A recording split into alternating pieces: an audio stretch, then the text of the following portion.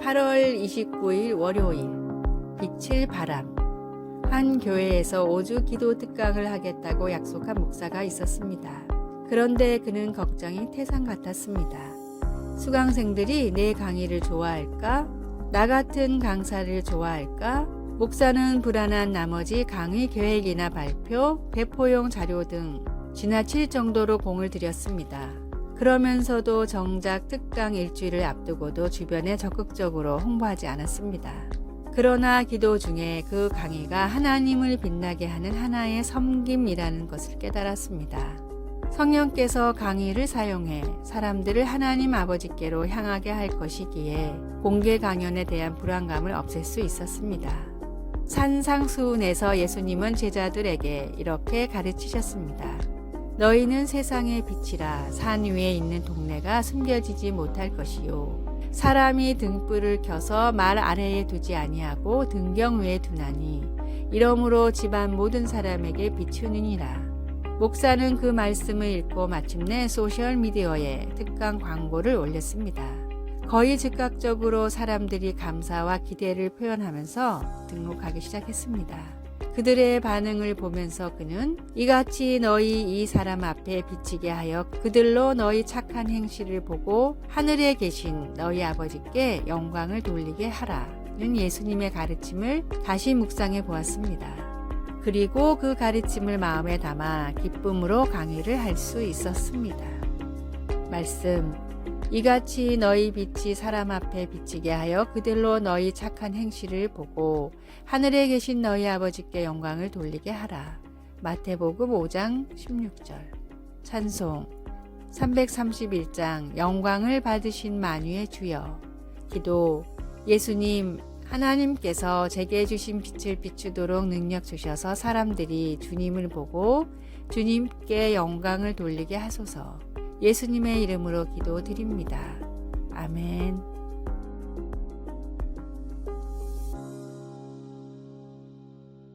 (8월 30일) 화요일. 흙 속에 둔 머리. 서아프리카의 부족 마찌족은 내 머리를 땅속에 심습니다 라는 독특한 표현으로 감사를 표현합니다. 마찌족은 상대방에게 예의를 갖출 때 머리를 땅에 닿게 절을 합니다. 머리를 땅속에 심는다는 표현은 그보다 더 정중하고 겸손한 극한의 표현입니다. 감사를 그렇게까지 표현해야 하나 싶기도 하지만 사회학자들의 연구에 따르면 감사는 인간 사회가 존재하기 위해 반드시 필요한 요소라고 합니다. 서로를 믿고 돕는 관계 형성의 기본이 바로 감사이기 때문입니다. 감사를 느끼고 표현하기만 해도 사람은 저절로 기쁨과 보람을 느끼게 됩니다.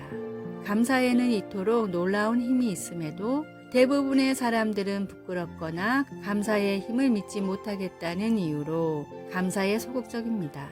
시카고 대학의 니콜라스 이플리 박사는 평소에 감사를 잘 표현하지 않는 사람들을 대상으로 감사 쪽지를 쓰게 했는데 하루 단 한 번의 감사의 표현만으로도 삶의 행복도가 매우 크게 높아졌습니다. 감사를 표현할 줄 아는 사람은 행복의 비밀을 아는 지혜로운 사람입니다.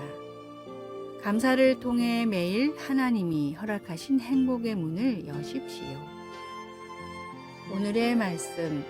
그 안에 뿌리를 박으며 세움을 입어 교훈을 받은 대로 믿음에 굳게 서서 감사함을 넘치게 하라. 골로새서 2장 7절. 오늘의 찬송 429장 세상 모든 풍파 너를 흔들어. 오늘의 만나. 크고 작은 감사를 느끼며 표현하는 지혜로운 사람이 되게 하소서. 오늘 주님과 이웃이 내게 베풀어준 감사한 일을 생각하고 표현합시다.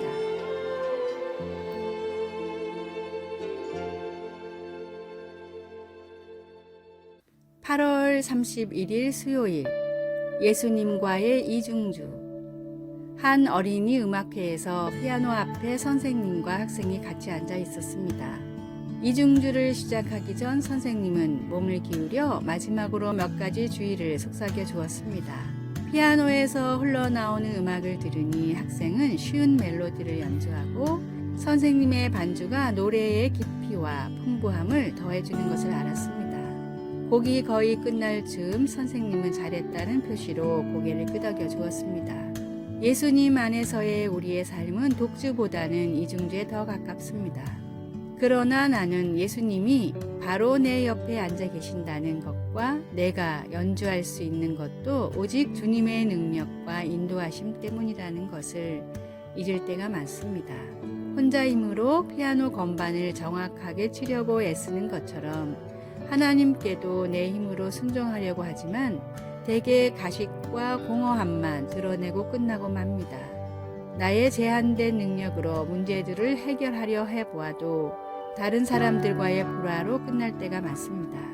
그러나 나의 선생님이신 주님이 함께 계시면 모든 게 달라집니다. 나를 도우시는 예수님께 의지할 때 내 삶으로 하나님께 더 영광을 드리게 됩니다. 그리고 기쁨으로 섬기고 마음껏 사랑하며 나의 인간 관계를 축복하시는 하나님께 놀라게 됩니다. 예수님이 첫 제자들에게 그가 내 안에 내가 그 안에 거하면 사람이 열매를 많이 맺나니 나를 떠나서는 너희가 아무것도 할 수 없음이라고 말씀하신 것처럼 말입니다. 말씀, 그가 내 안에 내가 그 안에 거하면 사람이 열매를 많이 맺나니 요한복음 15장 5절. 찬송 190장 성령이여 강림하사. 기도, 사랑하는 하나님, 매 순간마다 저와 함께 계심을 기억하게 하소서. 오늘도 주님의 인도하심과 가르침을 기쁘게 받습니다. 가까이 계신 주님 감사합니다. 예수님의 이름으로 기도드립니다. 아멘.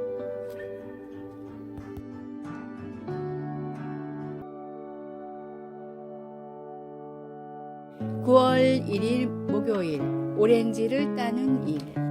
미국 캘리포니아주 남동쪽의 리버사이드 카운티라는 작은 도시의 중심에는 시청과 큰 공원이 있는데 그 공원에는 도시에서 가장 존경하는 세 사람의 동상이 있습니다. 첫 번째 동상은 흑인들의 인권을 위해 평생을 바쳤던 마틴 루터킹 목사님의 동상과 나에게는 꿈이 있습니다 라는 글귀가 적혀 있습니다. 두 번째 동상은 인도 독립의 영웅 간디입니다. 간디는 미국인은 아니지만 그의 생애가 영화와 책으로 미국에 많이 알려져 많은 사람들이 간디를 존경합니다. 세 번째 동상은 도산 안창호 선생입니다. 마틴 루터킹과 간디와는 달리 안창호 선생이 한 일은 그저 리버사이드 카운티의 오렌지 농장에서 일을 한 것뿐입니다. 그는 오렌지 농장에서 오렌지를 딸 때 가위질을 함부로 하여 다른 오렌지에 상처를 입혀 썩지 않게 하도록 늘 강조하고 그것이 농장에서 계속 일하며 돈을 벌어 독립운동 자금을 댈 수 있기에 정성스럽게 일을 하는 것이 곧 애국의 길이라 하였습니다. 처음에는 도산을 이해하지 못했던 한인 교포들이었지만 꾸준히 일을 마다하지 않고 솔선수범하는 도산에게 차츰 마음의 문을 열기 시작했습니다. 안창호 선생이 오고 리버사이드 카운티의 모든 한국인들의 말과 행동이 바뀌었기에 그 지도력을 인정해 지역의 유지인 오렌지 농장의 주인이 적극 추천하여 안창호 선생의 동상을 세우게 되었던 것입니다.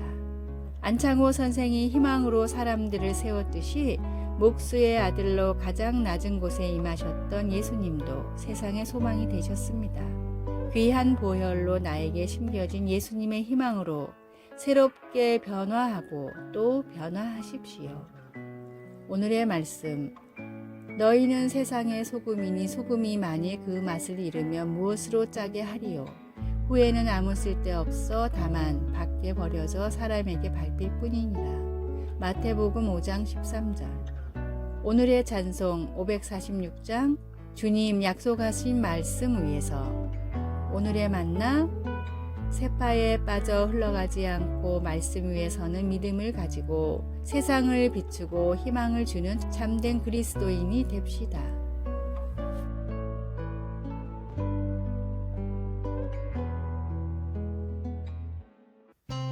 (9월 2일) 금요일. 하나님이 지어주신 이름. 살아가면서 별명을 얻어본 적이 있습니까? 학교 친구들이나 직장에서 동료들이 지어준 별명은 주로 황당했던 사건이나 재미있는 버릇 또는 좋아하는 취미를 가지고 만들게 됩니다. 그런데 별명은 성경에서도 볼 수 있습니다. 예를 들어 예수님은 야고보와 요한 사도에게 우레의 아들이라는 별명을 붙여주셨습니다. 성경에서 누군가 스스로 별명을 붙이는 것은 흔치 않은 일인데 나옴이라는 여인은 남편과 두 아들이 죽었기 때문에 사람들에게 괴로움이란 뜻의 마라로 자신을 불러달라고 했습니다. 그녀는 하나님께서 자기의 인생을 쓰라리게 하셨다고 느꼈습니다.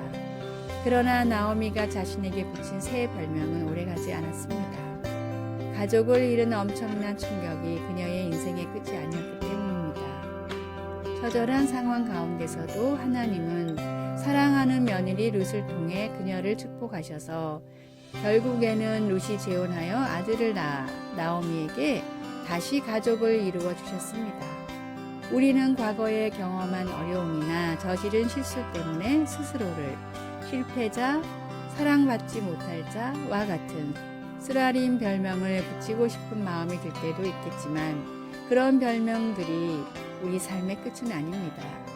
우리는 그런 꼬리표들을 하나님께서 우리 각자에게 붙여주신 사랑한 자라는 이름으로 바꾸고 아무리 힘들 때라도 하나님의 공급하시는 손길을 찾아야 합니다. 말씀 나오미가 그들에게 이르되 나를 나오미라 부르지 말고 나를 마라라 부르라. 이는 전능자가 나를 심히 괴롭게 하셨음이니. 룻기 1장 20절. 찬송 366장 어두운 내 눈 밝히사. 기도 하나님, 제 삶의 환경이나 경험에 의해 제가 정해지는 것이 아님을 감사합니다. 저를 하나님의 자녀라고 불러주시니 감사합니다. 예수님의 이름으로 기도드립니다. 아멘. 아래의 빨간색 글자 구독을 누르시어 더 많은 전도의 열매를 맺으시기를 기도합니다.